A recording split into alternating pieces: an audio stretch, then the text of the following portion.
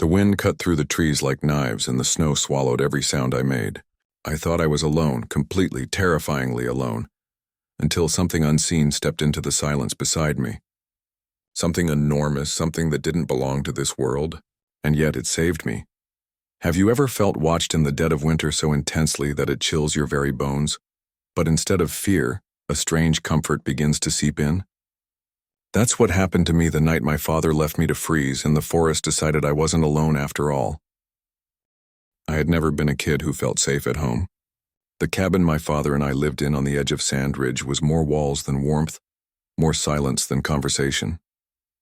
Dad was a man of few words but too many frustrations, and I had learned early that mistakes, small ones, imagined ones, were expensive. The cold always felt sharper indoors too because he was never around to soften it. Winter stretched for months, a blanket of white that trapped me in isolation. My days bled together, waking to frost on the window, scraping ice from the steps, watching the forest edge with a mix of longing and fear. Mom had been gone for years, leaving me a name and memories that were faint like whispers I could barely grasp. Dad didn't talk about her. He barely talked at all. That left me with the quiet and the creeping awareness that in this life I was largely alone. Despite the isolation, there was a rhythm to my life. I knew which paths through the snow were safest, which creek beds froze first, and how to read the forest from subtle signs. A broken branch, a fresh track, the faint scent of moss. Still, the threat of danger was always real. The woods were alive, and my father, the man who should have been my protector, often reminded me in his absences that my safety was mine to earn or lose. The tension between us wasn't dramatic. It didn't need to be. It was the quiet, constant strain of his disregard, punctuated by moments of anger or impatience. Every misstep I made seemed to widen the gap between us. The truth, which I would only fully understand later, was that night I was left alone in the woods. My survival depended on forces far beyond human understanding, forces that would shape me in ways my father never could. In the weeks leading up to that winter night, I felt a growing weight inside me, fear, loneliness, and a strange instinct that the forest itself was watching. I didn't know what it wanted or if it wanted anything at all, but I had begun to notice subtle signs, almost imperceptible, the way snow fell differently around certain trees, the faint hum in the wind when no one else was there, and though I didn't know it yet, this silent, looming presence would soon become my only guardian. The night it all started, the wind cut sharper than I'd ever felt. Frost crept along the edges of the cabin, and the snow outside lay pristine, untouched. I thought Dad would be home soon, just another errand in town, or so I convinced myself. But hours passed, and the silence of the forest began to press in on me. At first, I didn't realize he had left. I thought maybe he had gone to fetch firewood or check the generator. But when the sky darkened and the stars emerged, tiny pinpricks in the cold, I knew. The truck, the only sound of the outside world I could rely on, hadn't come back. My stomach sank. Panic prickled at the edges of my mind, sharp as icicles. I pulled on every layer I could find, wrapped my scarf around my face, and stepped outside. The snow crunched beneath my boots, a fragile rhythm against the silence. The trees loomed like dark sentinels, their branches weighed down with ice cracking faintly in the wind. My breath puffed in clouds that froze too quickly, sticking to my eyelashes. Every instinct screamed at me to run back inside, but the cabin offered no warmth, no protection. Dad had made his choice. I was on my own. Fear took root immediately. It wasn't just the cold, though, that alone could kill. It was the realization of true isolation. The forest didn't forgive mistakes. One wrong step and you could vanish into white and never return. My hands shook as I tried to remember the safe paths, the frozen creek beds, the markers I'd left weeks before. The snow blurred the edges of everything. I stumbled over a hidden root, falling into a small drift. Cold bit through my coat, and I realized how quickly the body surrendered when no one was there to shield it. Hours stretched. The wind howled, carrying whispers I couldn't name. Trees shifted as if alive, shadows bending in ways that made my heart hammer. I shouted for Dad, my voice cracking, but the sound only dissolved into the void. I was small, fragile, and utterly exposed. Hunger gnawed, and my limbs began to stiffen. Somewhere between desperation and despair, I heard it. A low, rolling sound, too rhythmic to be the wind, too purposeful to be nothing. I froze, every nerve screaming. The snow around me seemed to pulse with a life I couldn't see. and for the first time I felt eyes, not human eyes, watching me, measuring, waiting. My survival instinct sharpened. I couldn't stay still. I had to move, to find shelter, to endure the night that had suddenly become endless. As I pressed forward, slipping through the frozen underbrush, I knew one thing with absolute clarity. I was no longer just a boy in the woods. I was prey in a place older than any human law, a place where the forest itself remembered every footstep, every sound, every breath. And yet somewhere deep beneath the fear, a small flicker of hope stirred, an instinct that survival might not come entirely from me, but from something else watching, waiting, just beyond sight. The deeper I wandered into the forest, the louder the silence seemed to grow. Every step I took sank into the snow with a muffled crunch, yet behind me, faintly, I swore I heard another. I froze, holding my breath. The wind sighed through the pines, carrying the groan of old branches bending under frost.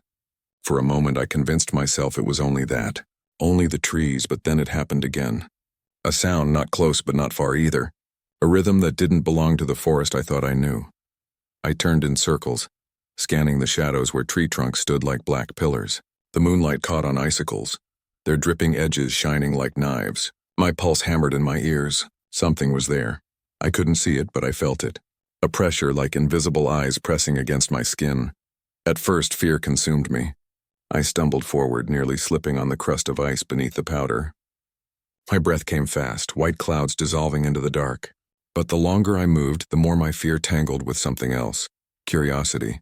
If danger stalked me, why did it not reveal itself? Why did the footsteps fade whenever I paused, only to resume the moment I tried to ignore them? A branch snapped somewhere behind me, sharp as a gunshot. I whipped around, heart slamming in my chest, but nothing moved. No predator lunged. No figure stepped forward. Just the still, frozen forest pretending innocence. I tried to calm myself, whispering reassurances into the cold air, though my words felt ridiculous the moment they left my lips. It's nothing. Just nothing. Yet I didn't believe them. The strangest part wasn't the fear, but the sensation beneath it, that whatever followed me wasn't entirely hostile. Its presence was heavy, yes, overwhelming even, but not cruel. I'd known cruelty before, and this wasn't it. This was something else, watching, waiting, almost guiding. Still, I couldn't shake the uncertainty. Each step forward carried me deeper into the woods and farther from the world I knew. And though the forest remained unchanged, I felt the balance tipping. The snow no longer looked pure. The trees no longer looked familiar. Everything around me had taken on a new, unsettled life. I was not alone, and whatever shared the silence with me was closer than ever. The forest had gone unnaturally still. Even the wind seemed to hold its breath. My body ached from cold, my knees trembling as I trudged through the drifts. Somewhere between exhaustion and dread, I stumbled into a small clearing, its center bathed in a weak wash of moonlight. That's when I felt it, before I saw it. A weight in the air, heavy and deliberate, like the forest itself had turned to listen. At the far edge of the clearing, a shadow detached itself from the trees. My breath locked in my throat. The figure was massive, towering, yet the way it moved carried none of the violence I expected. Each step was measured, careful, as though it feared breaking the silence we both stood inside. For a heartbeat, I thought my mind had finally broken under the cold. But then the figure shifted and the silver light caught in its hair, thick, dark, streaked with frost. Not a beast. Not a man. Something older. Something in between. I wanted to run. My legs, however, refused to obey. Fear rooted me, but so did awe. The stories I'd heard whispered around campfires were alive before me, breathing in the same icy air. The figure stopped a few paces away, close enough that I could see the rise and fall of its chest, the vapor of its breath mingling with mine. Its eyes, dark and deep, fixed on me, not with hunger, but with something unsettlingly human. Recognition, maybe. Pity, even. Then, with a slowness that made the moment feel sacred, it lowered one enormous hand to the snow. I flinched, expecting claws, expecting violence. Instead, the hand spread wide and pressed into the frozen ground, leaving behind a mark. 5 wide fingers, deliberate, etched into ice as though to say, I am here. I choose not to hide. I didn't move. I couldn't. My own hand hovered over my chest, trembling, torn between terror and the pull to mirror the gesture. When I finally crouched and pressed my palm into the snow before me, the cold bit through skin to bone. Our prints sat a few feet apart, not touching but aligned like a silent agreement. The creature's head tilted slightly, as if acknowledging the offering. For a brief moment, I thought I saw something stir in its eyes. Sorrow, maybe, or some memory too heavy for words. Then it shifted again, reaching into the shadows at its side. When its hand returned, it carried something small, a feather, barred gray and white, impossibly delicate against the bulk of its frame. The figure placed the feather gently into the snow between us, its meaning unspoken but undeniable. A gift, a sign, a bridge. The cold no longer felt so sharp. My fear, though still alive, had been tempered by something else entirely. An understanding that what stood before me was not a threat, but a keeper of something larger than myself. Something I wasn't meant to claim, only to witness. And then, as suddenly as it appeared, the figure stepped back. One breath, two, and it melted into the trees once more, leaving only the feather glowing faintly in the moonlight. I was left kneeling in the snow, heart hammering, palm frozen, staring at that impossible token. Whatever it was, whatever it meant, I knew my life had just changed forever. The feather still rested in my palm when I pushed myself back onto unsteady legs. I should have turned toward the cabin, should have fled back to what little safety four crooked walls might offer. But something in me resisted. The air no longer felt hostile. It felt charged, alive, as though the forest itself had opened a hidden door and was daring me to step through. I tucked the feather carefully inside my coat and followed the faint indentation of footprints leading deeper into the trees. The snow softened here, less brittle, as though my weight was being carried instead of resisted. Branches arched overhead in unnatural symmetry, forming a tunnel that shimmered faintly under the moonlight. I wondered if it had always been here and I'd simply never noticed, or if the creature had revealed it to me. Each step felt less like walking and more like being guided. The forest whispered, wood groaning under invisible weight, a low hum carried through frozen air. My breath puffed white clouds in front of me, but the cold no longer clawed at my lungs. Something unseen moved with me, brushing the edges of my awareness, never close enough to see, but always there. The trees thinned abruptly, giving way to a clearing I'd never seen before. At its center stood the ruins of a cabin older than any I'd known. The walls sagged inward, its roof long since collapsed beneath snow, but the place radiated something more than abandonment. It was as if memory clung to it, heavy and unwilling to release its grip. I stepped closer. The smell hit me first, wood smoke, faint but fresh, impossible for a place so clearly dead. My boots crunched against blackened timbers and I knelt by the old hearth. Beneath the ash, faint embers glowed like the ones I had seen in the hollow tree, pulsing with the rhythm of a heartbeat. The sight made my stomach clench. How could a fire still breathe here? Unless it was never meant for warmth at all. Unless it was alive in ways I couldn't yet understand. Something shifted above me. A creak, soft but deliberate. My head snapped upward, but nothing stirred in the skeletal rafters. Still, I couldn't shake the feeling I was being measured, weighed, judged for intruding where no one was meant to walk. I pulled back, chest tight, and the world seemed to tilt. The snow outside the ruin glowed faintly green, moss bleeding through frost in impossible patterns, spirals, lines, symbols etched into the frozen ground. They pulsed when I looked too long, each one humming at the edge of my hearing. I pressed my hand against one instinctively. A vibration crawled up my arm, sharp and sudden, and images burst behind my eyes, trees bending, rivers freezing, shadows moving like they had voices. I staggered back, gasping, but the forest did not relent. The air thickened, pushing against me like water. Each breath dragged heavy, and for a moment I thought the woods would consume me whole. Then I felt it, the weight of the feather tucked inside my coat, pressing against my ribs. The pressure eased. My lungs filled again. I don't know how long I stood there, trembling but unwilling to move. Part of me wanted to collapse into the snow and never rise again, to surrender to whatever ancient current had taken root here. Another part knew that if I stayed too long, I'd lose myself to it entirely, so I turned, forcing my legs to carry me back toward the tree line. But the forest had changed. The path I'd taken was gone, erased by falling snow or something less natural. The air smelled different, sweet, sharp, laced with pine sap and smoke. Every shadow stretched longer than it should. Every sound echoed with hidden meaning. I realized then that I wasn't just lost in the woods. I was being led deeper, drawn toward something waiting in its heart. And though my fear gnawed at me, so did a strange certainty. This was no accident. The forest had chosen me. The forest hushed all at once, as though the world had drawn in a single waiting breath.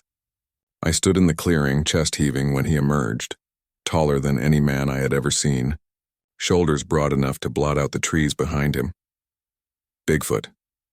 Not the snarling monster of folklore, not the wild-eyed beast whispered about in town, but something older, steadier, almost solemn. His presence carried the weight of mountains and the patience of rivers.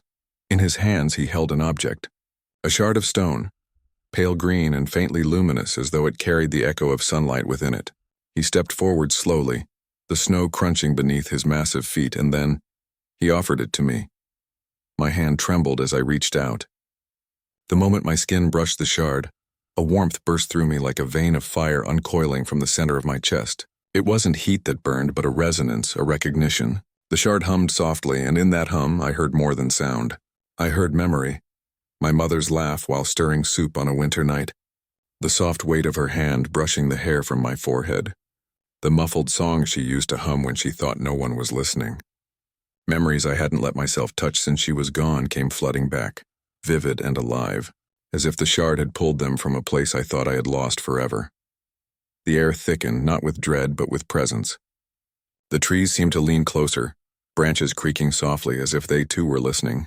My body shook, tears stinging my eyes, but I didn't pull away.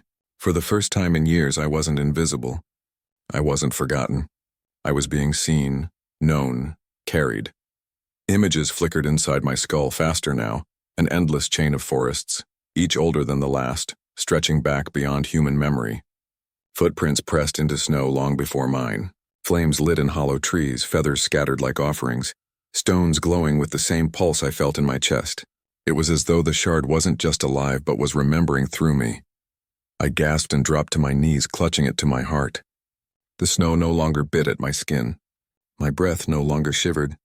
Instead, warmth radiated outward, subtle but unyielding, like the comfort of a fire that would never die. When I lifted my gaze, Bigfoot had stepped closer, his massive hand resting lightly on my shoulder. The weight was immense yet gentle, like the hand of someone who could shatter me with a flick but instead chose restraint. Compassion. His eyes glowed faintly in the dark, not with menace but with a quiet knowing. Something passed between us then. Not words, not thoughts, but truth. A silent recognition that I had been chosen, not to carry fear but to carry memory, to hold what had been given and protect it, even when no one else would believe. I pressed the shard against my chest and felt it pulse in rhythm with my own heartbeat. 1, 2, 3, as if it had always been mine. For the first time since my father abandoned me in the snow, I didn't feel small. I didn't feel broken. I felt like I belonged, not to him, not to the world I had known, but to something vaster, something ancient, something kind. The forest hadn't meant to destroy me. It had meant to reveal me. I stood slowly, snow cascading from my knees, and when I looked at Bigfoot again, I didn't see a monster. I saw my guardian, my witness, the one who had stepped from myth into memory to remind me I wasn't alone. And in that moment I understood. Survival wasn't about enduring the cold. It was about letting myself be seen by what I thought I'd lost forever.